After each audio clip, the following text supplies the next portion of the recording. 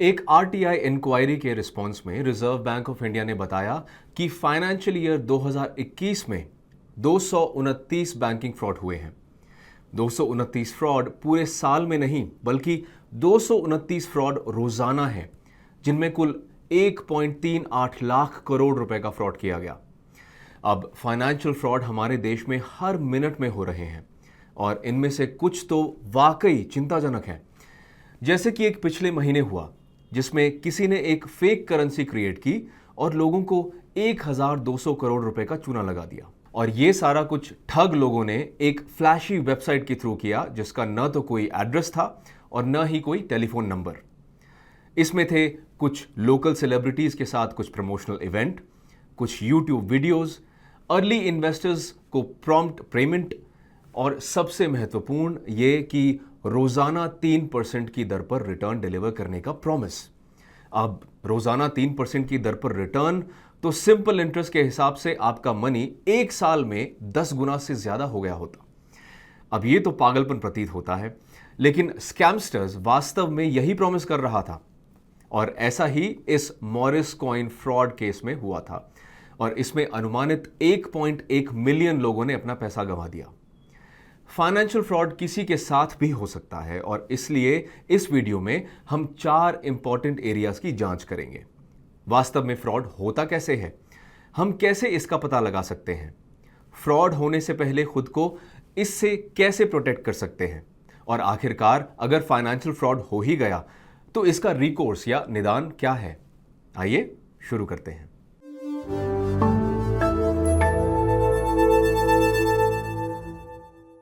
अपने मनी और वेल्थ को मैनेज करना आसान काम नहीं है और शायद यही वजह है कि लोग किसी फाइनेंशियल एडवाइजर, किसी ब्रोकर या किसी फंड मैनेजर की सेवाएं लेते हैं। कानूनी रूप से पूरी तरह इन क्वालिफाइड लोगों की फिड्यूशियरी रिस्पॉन्सिबिलिटी है कि वो हमेशा अपने क्लाइंट के बेस्ट इंटरेस्ट के लिए काम करें। लेकिन ये जानते हुए कि फाइनेंशियल इंडस्ट्री किस प्रकार डिजाइन की गई है, ऐसे कई मौके होंगे जब सबसे अच्छी सलाह से भी एक्सेप्टेबल रिजल्ट्स नहीं आएगा। एक ऐसा फंड होगा जो अंडर परफॉर्म करेगा और ऐसा स्टॉक भी होगा जो अननोन रीजन से क्रैश हो जाएगा। और यहीं पर एक रेखा खींची जानी चाहिए कि पुअर परफॉर्मेंस क्या है और कोई फ्रॉड क्या है। अब अगर एडवाइजर वही करे जो कि उसे करने की जरूरत है, मतलब आपकी कंप्लीट फाइनेंशियल सिचुएशन को इवैल्यूएट करना, आपके इन्वेस्टमेंट एक्सपीरियंस पर गौर करना, आपके रिस्क टॉलरेंस लेवल को समझना, टैक्स को एक्सप्लेन करना, आपकी उम्र, लायबिलिटी, हेल्थ को समझना और अगर तब वो आपके लिए अप्रोप्रिएट पोर्टफोलियो रेकमेंड करता है तो हमारे विचार से उसने अपना काम ठीक तरह से किया है। और इसका अर्थ यह भी हुआ कि अगर आपका पोर्टफोलियो वैल्यू कम हो जाता है तो जनरली आपको अपने एडवाइजर को ब्लेम नहीं करना चाहिए। लेकिन इतना कहकर पुअर परफॉर्मेंस या बैड टाइमिंग के नाम पर सभी बातों से पल्ला नहीं झाड़ा जा सकता।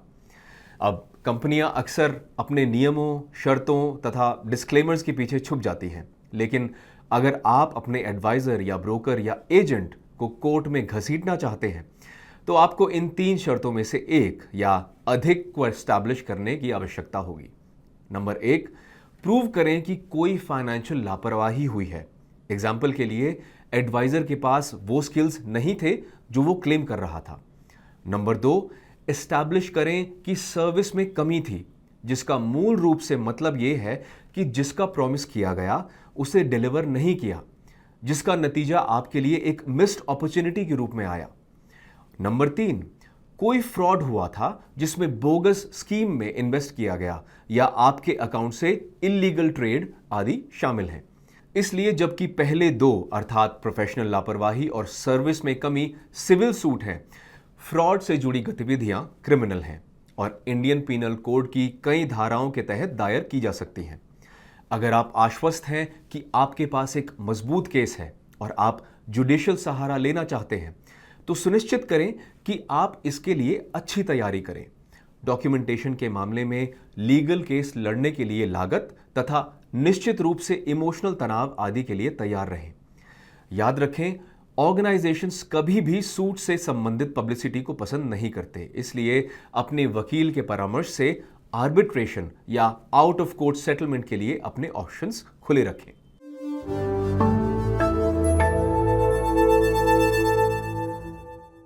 फाइनेंशियल फ्रॉड करने वाले लोग पैसा ठगने के लिए बहुत से सोफिस्टिकेटेड और हाईली इफेक्टिव तरीकों का इस्तेमाल करते हैं और इस सेक्शन में हम उनमें से कुछ अप्रोचेस की जांच करेंगे।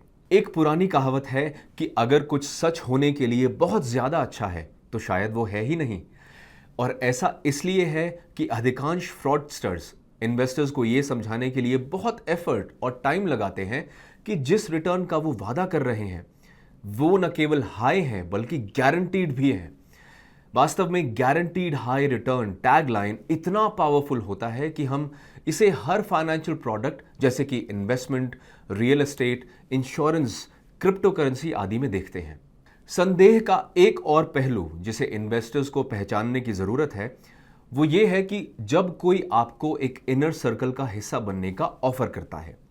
मैंने देखा है कि रियल एस्टेट में ऐसा बहुत होता है जहां कोई एजेंट जो आपको थोड़ा सा भी जानता है आपसे यह कहकर कांटेक्ट करेगा कि वो आपको 4,000 रुपए स्क्वायर फुट पर एक ऐसा रियल एस्टेट डील करा सकता है जिसकी कीमत अगले 3 महीने के दौरान 6,000 रुपए प्रति स्क्वायर फुट हो जाना गारंटीड है। इसी प्रकार कोई फ्री सेमिनार, फ्री लंच या डिस्काउंटेड ट्रैवल पैकेज ऑफर कर सकता है और वो फ्रॉडस्टर रेसिप्रोसिटी यानी कुछ देकर आपसे बहुत अधिक कमिटमेंट लेने के प्रिंसिपल पर काम कर रहा है। आप कभी भी उसके झांसे में ना आएं और हमेशा इंश्योर करें कि आप प्रॉपर्टी रिलेटेड मटेरियल घर ले जाएं, उस पर रिसर्च करें और कभी भी जल्दबाजी में इन्वेस्ट न करें। एक और रेड फ्लैग बेवजह अजनबियों से आने वाले फोन कॉल, ईमेल या पर्सनली मिलने वाले लोग भी हैं। ज्यादातर फ्रॉडस्टर्स रैंडम नंबर्स की एक लंबी लिस्ट पर काम करते रहते हैं और हमेशा अपने फंदे में जकड़ने के लिए किसी भोली मछली की ताक में लगे रहते हैं। यह व्यक्ति बहुत ज्यादा हार्ड सेल का उपयोग करने की जुगत में रहता है, जो लुभावने वादे करता है, तुरंत फैसले लेने के लिए दबाव डालेगा, कहेगा कि हर कोई उस चीज को खरीद रहा है, आमतौर पर बिना किसी एडिशनल कॉन्टैक्ट इंफॉर्मेशन के बहुत कम जानकारी देगा। कभी भी ऐसे व्यक्ति के झांसे में ना आए और अगर आपको किसी मोटिवेशन की जरूरत होगी तो ऐसे कामों की बेहतर समझ के लिए Wolf of Wall Street film देखें। एक अंतिम रेड फ्लैग जो अक्सर स्कैम या फ्रॉड में देखा जाता है वो है misleading promotional material, hand delivered notice और फ्रॉडुलेंट अकाउंट स्टेटमेंट्स का भरपूर इस्तेमाल किया जाना। इस स्थिति में आमतौर पर यह देखा जाता है कि करप्ट ब्रोकर या वेल्थ मैनेजर द्वारा क्लाइंट को ब्रांच में जाने या उनके अकाउंट स्टेटमेंट को ऑनलाइन एक्सेस करने से लगातार डिस्करेज किया जाता है। और ऐसा कोई भी समझ सकता है कि क्यों। ऐसा इसलिए क्योंकि इसकी पूरी संभावना है कि यह व्यक्ति अकाउंट स्टेटमेंट या प्रोडक्ट स्पेसिफिकेशंस को तोड़ मरोड़ कर क्लाइंट के साथ धोखाधड़ी कर रहा है। इसलिए एक रूल को समझ लें जो कि एक रूसी कहावत भी है, ट्रस्ट करें लेकिन वेरीफाई भी करें। वास्तव में ट्रस्ट के सब्जेक्ट पर हम जिस एक एरिया पर विशेष रूप से बातचीत करना चाहते हैं वो है सीनियर सिटीजन का फाइनेंशियल एजुकेशन। अब जब परिवार ज्यादा से ज्यादा न्यूक्लियर होते जा रहे हैं, कई सीनियर सिटीजन्स खुद ही अपने फाइनेंसेस मैनेज करते हैं। इससे उनके करप्ट एडवाइजर के झांसे में आने का खतरा पैदा हो जाता है जो उनकी पोजीशन का लाभ उन्हें छलने तथा उनकी गाढ़ी कमाई का पैसा हड़पने में कर सकता है।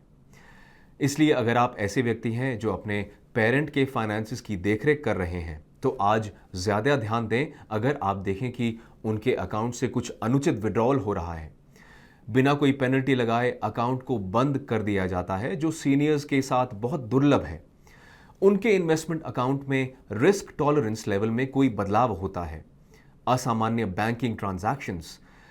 वास्तव में आप इस वीडियो को अपने जानने वाले प्रत्येक सीनियर सिटीजन्स को फॉरवर्ड कर सकते हैं जिससे कि उन्हें बेहतर तरीके से फ्रॉडस्टर्स के काम करने के तरीकों तथा अपनी सुरक्षा कैसे करें इसकी जानकारी दी जा सके।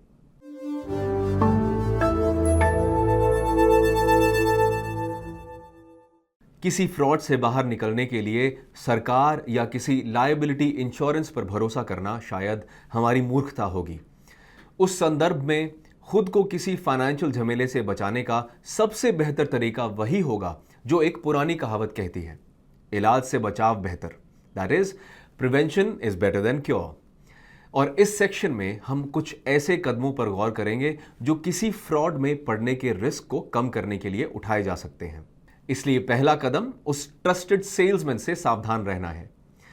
ट्रस्टेड सेल्समैन फ्रेज किसी ऑक्सीमोरॉन की तरह लग सकता है, लेकिन इस स्टेज पर आप वास्तव में जो पता लगाना चाहते हैं वो ये है कि सेल्समैन कोई फ्रॉडस्टर तो नहीं है। दूसरे शब्दों में, क्या आपका ब्रोकर, आपका इंश्योरेंस एजेंट या फाइनेंशियल एडवाइजर रेगुलेटर से रजिस्टर्ड या लाइसेंस प्राप्त किए हुए हैं या नहीं। आइए यहां ईटी मनी को उदाहरण के रूप में लेते हैं। अब हम जिस एंटिटी के तहत mutual funds, NPS, insurance products या अन्य संबंधित सेवाओं को डिस्ट्रीब्यूट करते हैं उसे बैनियन ट्री सर्विसेज लिमिटेड कहते हैं। इसलिए प्रभावी रूप से बैनियन ट्री एक सेबी रजिस्टर्ड इन्वेस्टमेंट एडवाइजर है। ये एक एएमएफआई रजिस्टर्ड एआरएन होल्डर है, एक आईआरडीए रजिस्टर्ड कॉर्पोरेट एजेंट है और एक PFRDA registered NPS point of presence भी है। अब एक इन्वेस्टर के रूप में इन क्रेडेंशियल्स को स्थापित करना हमेशा ही अच्छा होता है, और अगर आप इसे बैनियन ट्री या किसी अन्य एंटिटी के मामले में करना चाहते हैं तो यहां बताया गया है कि उस प्रोसेस में कैसे जाना चाहिए। ओके, सो बैनियन ट्री के सेबी रजिस्ट्रेशन की जांच करने के लिए आपको सेबी वेबसाइट के इंटरमीडिएट सेक्शन में जाना पड़ेगा, हमारा रजिस्ट्रेशन नंबर एंटर करना पड़ेगा और आपको हमारी डिटेल्स दिखाई देंगी, जिसमें हमारे address, phone number, email address, licence की वैलिडिटी तथा ऑर्गेनाइजेशन के भीतर कॉन्टैक्ट पर्सन जैसे डिटेल्स शामिल होंगे। ऐसा ही एक वेरिफिकेशन एएमएफआई वेबसाइट तथा पीएफआरडीए वेबसाइट पर भी किया जा सकता है। याद रखें, ट्रस्ट करें लेकिन वेरीफाई करना ना भूलें। खुद को बचाने का दूसरा कदम है बहुत तेजी से बहुत अधिक धनी बन जाने की चाहत से खुद को रोकना।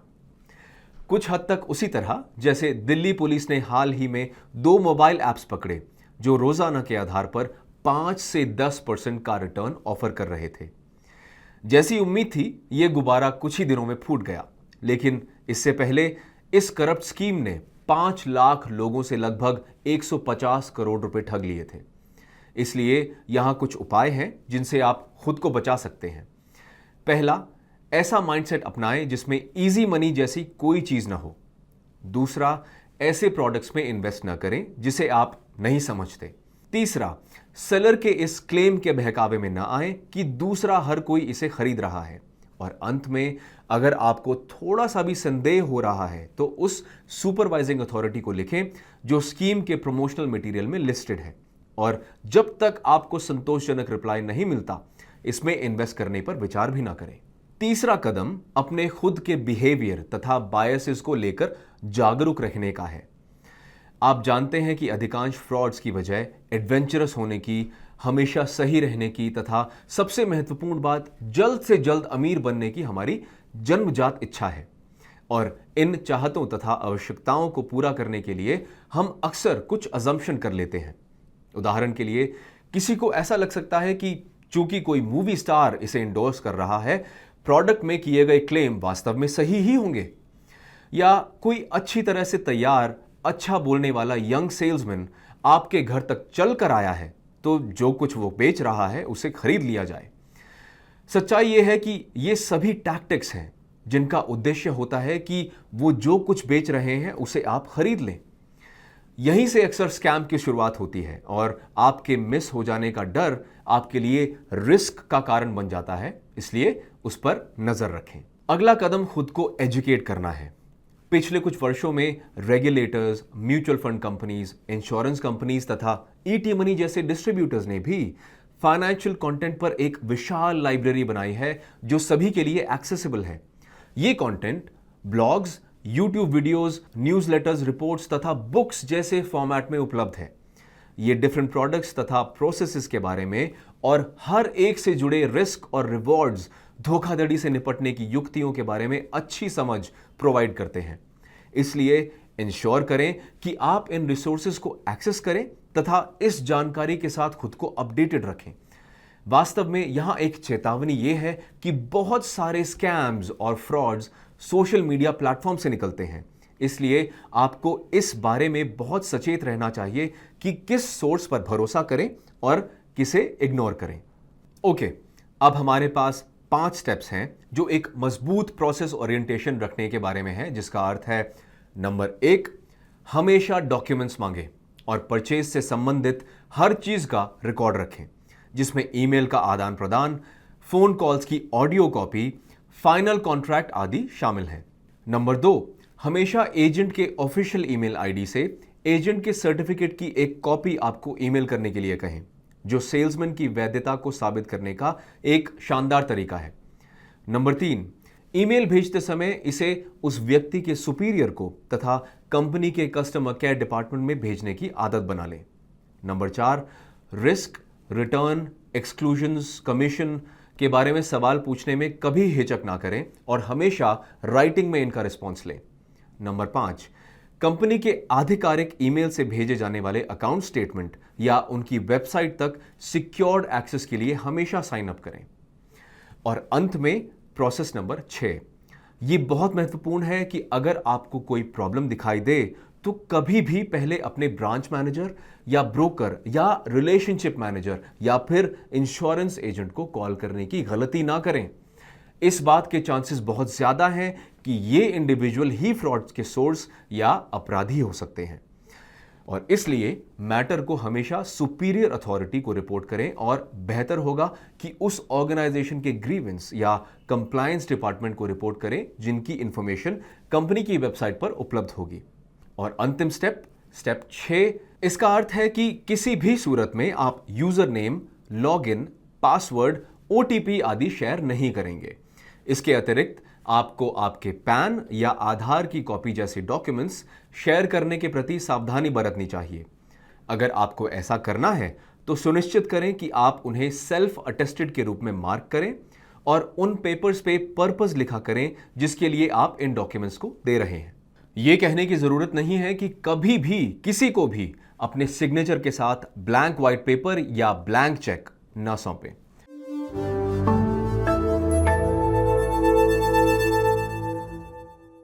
अगर आपके पास धोखाधड़ी होती है तो आप कहां जाएंगे? दुर्भाग्य से फाइनेंशियल फ्रॉड के कई विक्टिम वास्तव में सामने आने से बचते हैं और लीगल प्रोसेस से इसका कोई लेना देना नहीं है, बल्कि इसका ज्यादा वास्ता उस अपराध बोझ या गिल्ट से होता है कि अंदर ही अंदर विक्टिम खुद को ही गंवा चुके धन के लिए कसूरवार मानते हैं। मेरा मतलब है, ज्यादातर लोग एडवाइजर के मिसकंडक्ट पर कदम उठाने के बजाय खुद से ही सवाल करने लगते हैं कि मैं इतना बेवकूफ कैसे हो सकता हूं। और जब हम इसमें उम्र का फैक्टर जोड़ देते हैं तो सीनियर सिटीजन्स और भी अधिक शर्मिंदा होते हैं, और ऐसा इसलिए है कि वो नहीं चाहते कि उनके बच्चे उनकी इस गलती के बारे में जानें। लेकिन सबसे पहले जिस चीज को बदलने की जरूरत है वो है अपना खुद का बिलीफ और पर्सपेक्टिव कि स्कैम में खोया गया पैसा विक्टिम की गलती नहीं थी, बल्कि आपका ट्रस्ट था जिसे धोखेबाज ने धोखे से तोड़ दिया। अब रेगुलेटरी बॉडी, इंडस्ट्री एसोसिएशन या विख्यात कंपनियों के पास निश्चित रूप से रिड्रेसल मैकेनिज्म होते हैं। पहला कदम अपनी शिकायत के साथ कंपनी से संपर्क करें, और अगर उसका कोई समाधान नहीं मिलता या आप उनकी रिप्लाई से संतुष्ट नहीं होते तो आप इस मामले में हस्तक्षेप करने के लिए संबंधित रेगुलेटर से संपर्क कर सकते हैं। कई लोग इसके लिए ईमेल करते हैं, जो कि एक डिफॉल्ट अप्रोच है। हमने अक्सर देखा है कि उनके ग्रीवेंस रिड्रेसल सिस्टम पर शिकायत दर्ज कराने से अक्सर बेहतर और तेज नतीजे आते हैं। अब अलग अलग रेगुलेटर और इंडस्ट्री एसोसिएशन ने अपने खुद के ग्रीवेंस रिड्रेसल सिस्टम विकसित कर रखे हैं। उदाहरण के लिए नेशनल स्टॉक एक्सचेंज की शिकायतें नाइस प्लस सिस्टम पर दर्ज कराई जा सकती हैं। सेबी के लिए स्कोर्स अर्थात सेबी कंप्लेंट्स रिड्रेसल सिस्टम पर आवेदन दिया जा सकता है। बीमा से संबंधित शिकायतें आईआरडीए की आईजीएमएस वेबसाइट पर दर्ज कराई जा सकती हैं, जबकि एनपीएस मुद्दों की रिपोर्टिंग उनकी डिजिग्नेटेड वेबसाइट पर की जा सकती है। आप एक वकील की सेवाओं का भी यूज कर सकते हैं, जो प्रोसेस के जरिए आपको गाइड करने में सहायता दे सकता है और महत्वपूर्ण दस्तावेजों के साथ आपकी मदद भी कर सकता है। हम निश्चित रूप से चाहेंगे कि मामला यहां तक ना बढ़े, और अब हम और भी ज्यादा होपफुल हैं कि आप अधिकांश प्रकार के फाइनेंशियल फ्रॉड से खुद को, अपने करीबी लोगों को बेहतर तरीके से बचाने के लिए इस वीडियो में सीखी गई बातों का यूज करेंगे। अगर आपको हमारा कंटेंट उपयोगी लगा तो उस लाइक बटन पर टैप करें और इस वीडियो को अपने दोस्तों और परिवार के सदस्यों के साथ शेयर करें। अपना कीमती समय देने के लिए धन्यवाद और मैं अगले सप्ताह एक और इंसाइटफुल वीडियो के साथ आपसे मिलने की उम्मीद करता हूं। Mutual fund investments are subject to market risks. Read all scheme related documents carefully.